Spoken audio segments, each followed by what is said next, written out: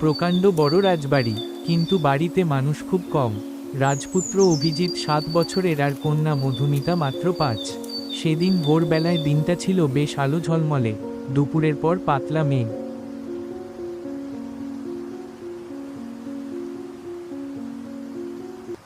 অভিজিৎ গেছে ক্রিকেট খেলতে। রাজকন্যা মধুমিতা দাদা বাড়িতে নেই দেখে সেও মাঠের দিকে ছুটল।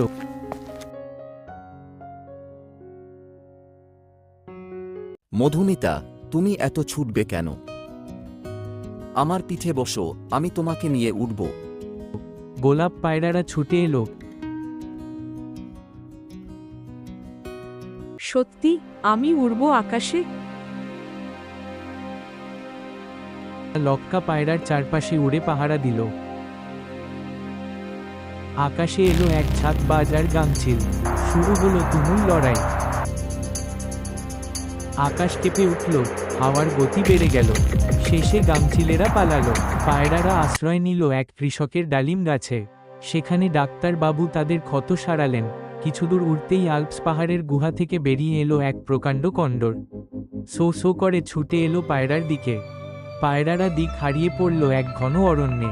লক্কা পায়রা কম্পাস আনতে ভুলে গেছে। এখন দিক খুঁজবে কিভাবে? তারা রাজকন্যাকে নিরাপদে গাছের ডালে বসিয়ে রাখল, আর কন্ডরের সঙ্গে লড়াই করতে ছুটে গেল। তুমি এখানে বসে থেকো রাজকন্যা, আমরা ফিরে আসব।